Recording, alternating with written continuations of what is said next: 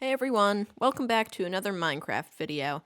Today I'm going to be walking you through 5 of, at least in my opinion, some really interesting redstone mechanisms that I think will help you out in your day-to-day gameplay of your Minecraft survival world or server. Now, these aren't the most essential things for survival, but they're things that I don't think a ton of people think are, very well known. Like, they're things that aren't really the first thing that come to mind when you think of common redstone circuitry. So these are 5 of the things that I think are some really interesting redstone circuits to build in Minecraft. So let's get started. The first one I'd like to show you is the simple piston door. Now, as you can see, I'm currently in a room with no exit or entrance, but that is all about to change. Now, as you can see, there is a single quartz pillar in the center of this room with a stone button atop it, and by pressing the button, I open up a piston door in the back of the room. Now, if I stand back here and press it, then I'm able to walk back through it and enter this equally bland room. Maybe I should probably furnish it. Bit boring at the moment.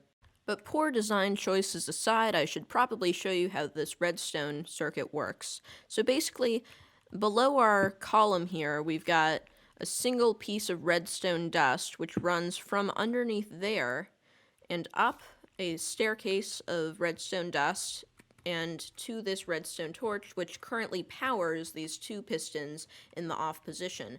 However, by pressing this button, the torch is powered off, which draws back the pistons and causes the door to open, giving us access to our very bland room.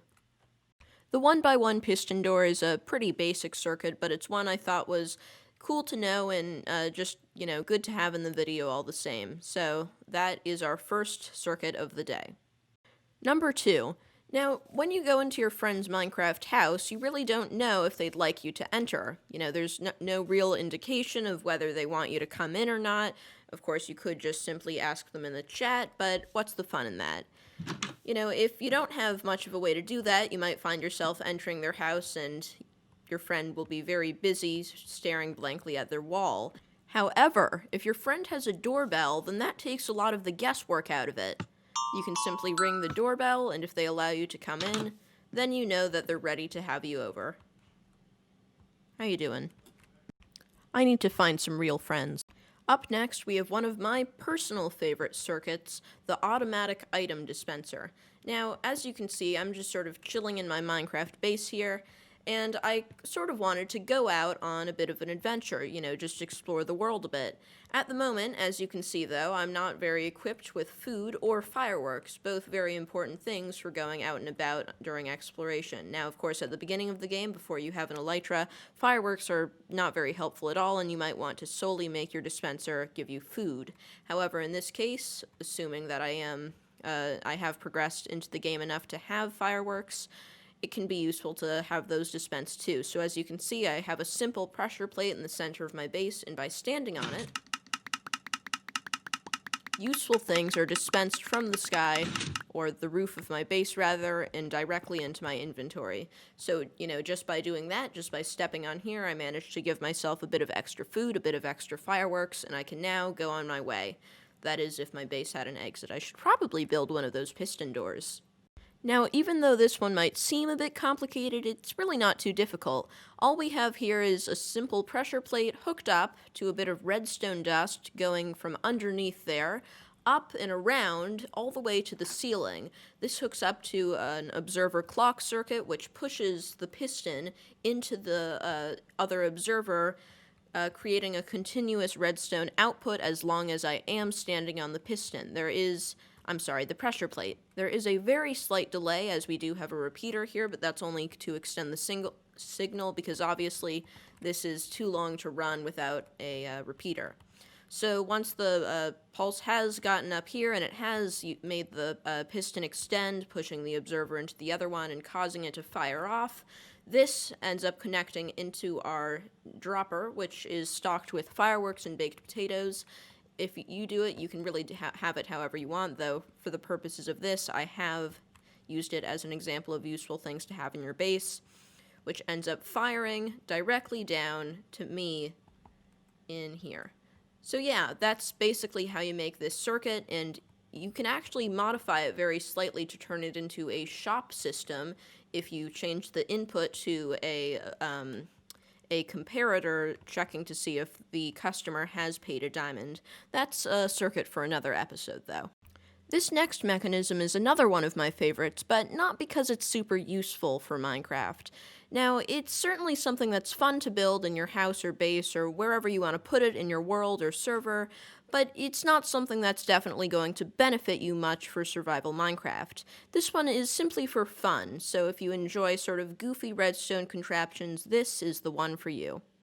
Have you ever been inside of your base and felt like you just needed a bit of a shove in the right direction? As you can see, by standing on a pressure plate and then moving forward onto a slime block, I've actually launched myself out of this very small Minecraft base. I simply stand on the pressure plate, the piston pulls back, bringing back the slime block, and this one does too, and when this one extends, I'm flung upwards, and in turn flung forward out of the hole, and from my Minecraft base. Now this isn't much of a base, this is just sort of an example build of what and where you can put this in your actual Minecraft base. This is just sort of a very poorly designed circuit, as I'm not excellent at redstone, but I enjoy tinkering with it a bit. But basically, the general concept, and you can almost definitely improve on the messy circuitry I've done here, is to have an input that deactivates a front piston and deactivates a top piston, and in turn activates them both, but not with a timing that manages to push you sufficiently upwards and then sufficiently forwards so that you go flying out of the base as I just did. If you wanted to, you could even use this as an elytra launch pad so that you can launch off from your base and fly yourself across your Minecraft world. Of course, it's not completely necessary because you can always just take off with a simple firework rocket, but I find that it's always nice to give yourself that extra shove. And last, but definitely not least, is something that only makes sense if you're playing with friends. Now, as you can see, there's a chest before me in this rather bland room. Of course, we do have a chest, and this is the main point of it. Now, if we open it up, we have our prized coarse dirt, diorite, and red sand collection in the shape of a rather, insightful word that you should probably take heed to. And if we, say, steal from this esteemed collection of very valuable building materials, if I just do this, take it all out so that there's nothing remaining in the chest, then you can hear the distant hiss of a TNT, which will then in turn detonate. Now this one is good because not only is it a very effective method of making sure that your possessions are safe and anyone who attempts to mess with that will face the consequences, but it's also very, very simple to build. You see, right here we've got a comparator taking an input out of this chest hooked up to a repeater. Now the repeater powers a redstone torch, which ends up unpowering a TNT block. So when everything is removed from the chest and the comparator loses its output, the repeater will lose its output too, therefore detonating the TNT and causing an explosion. Now, of course, you can do whatever output you want for this, but for this example, I put some distant TNT, which could possibly destroy the base or pet of a particular person who's stolen from you. Now, this is a rather harsh way of retaliating for your stolen goods, but I feel that revenge is best served boiling hot. As you can see, if we put all of this back inside of the chest, then, after a minute, our comparator here will light up again, causing the repeater to light up and bringing this redstone output out here. So if we are to get a nice torch and a TNT to go with it, I'm now going to demonstrate how this works. So you can see almost immediately the torch is unpowered because of this, And because there's a good amount of items in the chest, the comparator does give an output, meaning that even if we take a little bit out here and there, nothing too bad will happen. We can always put more things in, but it's only if a good number of your things are stolen that consequences will truly ensue. Now, of course, you can change the position of the repeater a bit. For example, if we move it back here, then the TNT won't detonate if a fewer amount of items are present or not present, which can be customized to however you want it to work. You can make it so if there's one thing in there, it'll stay. If there's nothing in there, the TNT will detonate. And of course, we can hook up our output to anything we want. For example, dispensers that will fire harmful potions or arrows, fire charges perhaps. We can even do things that alert the player and cause them to come down here to see who's messing with their possessions. But no matter how you want to do this, this is always a very effective way of messing with theft on your Minecraft server. So there you have it, everyone. 5 cool redstone contraptions for any Minecraft world.